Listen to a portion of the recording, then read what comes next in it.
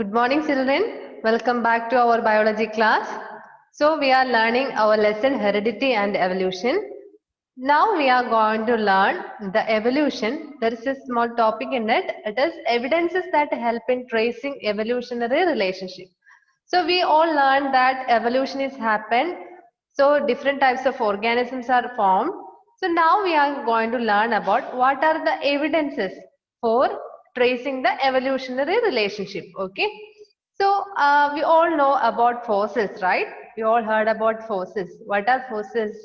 We are observing by the examination of fossils, we can identify that different types of organisms lived in our earth so many years ago. We can identify by observing fossil studies.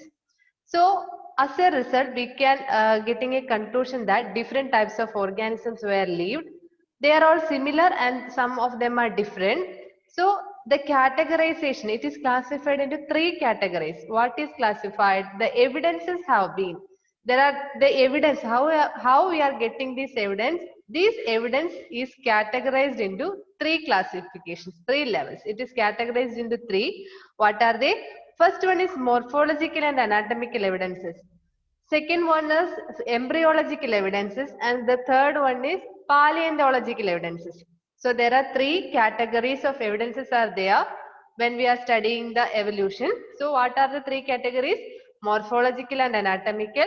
Second one, embryological evidences. Third one, paleontological evidences. So now we are going to learn about only one. The first one, that is morphological and anatomical evidences. So what do you mean by morphological and anatomical? When we are hearing the term morphological, what is coming to our mind? Or anatomical means what?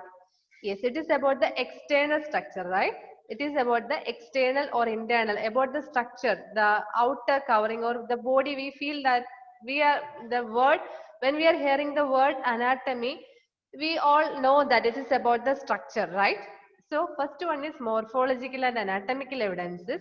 In it, the evidences are based on the similarities in the external and internal features of the different kinds of organism. As we said, it is about the external and internal similarities and dissimilarities of an organism. So that is morphological and anatomical evidences. So we are learning only one, morphological and anatomical. Morphological. Morphological and anatomical. Morphological and anatomical evidences. So we are learning about morphological and anatomical evidences. In it, there are three categories. These evidences are based on the similarities and similarities in the external and internal features of an organism. So these features are, what are the three features? The features are of different types. First one is homologous organs. Homologous organs. Second one is analogous organ. The third one is homologous, analogous, and the third one is vestigial organs.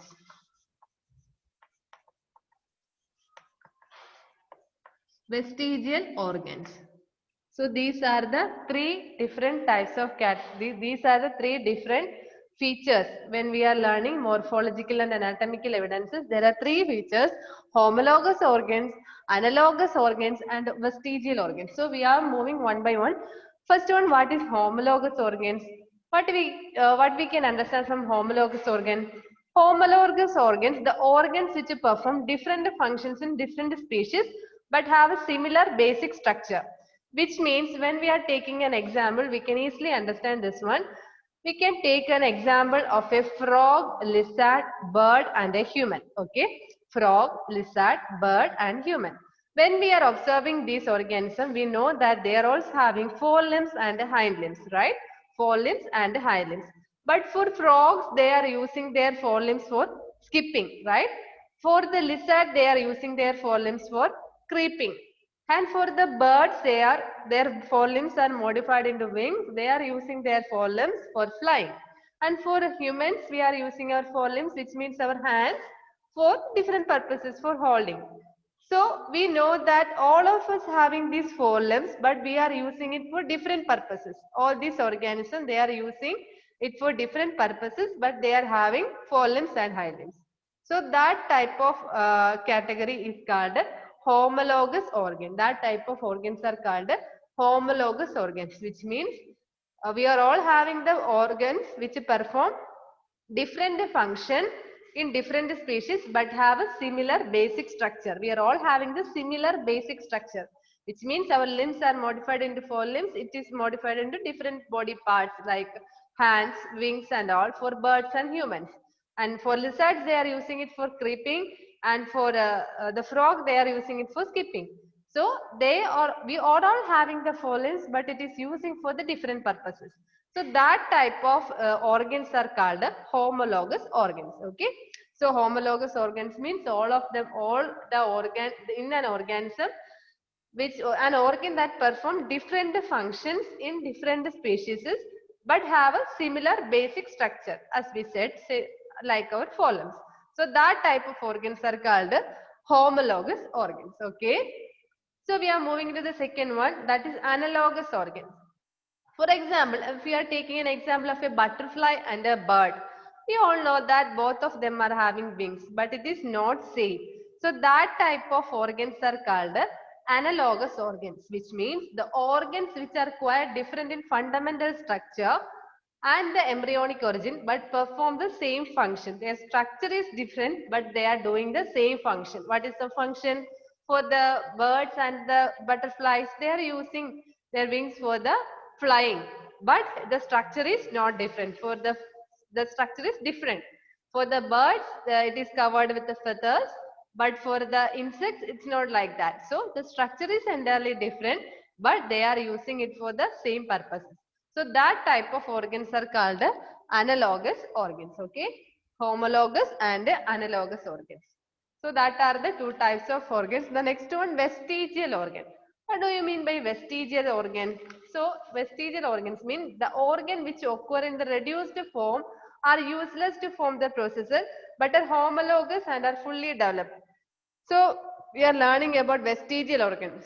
As a proof of evidence, we all know that some organs are there that is not used for us, but it is there. So that type of organs are called a vestigial organ. That is, with that organ we didn't get any use, but the organs are there. That type of organs are called vestigial organ. For example, vermiform appendix in human, and also nictitating membrane. Nictitating membrane in our eye and the vermiform appendix of the large intestine are the examples for vestigial organ. So today we learned about the morphological and anatomical evidences, which means the morphological and anatomical evidences coming under evidences that help in tracing evolutionary relationship. The first one is morphological and anatomical evidences. On that we learned about three different types of organs: homologous, analogous and vestigial organs. Each of them are having different functions. So we will continue in our next class about the remaining topic uh, continuation. So that's all for today's class. I hope it's all clear for you. Thank you and have a nice day.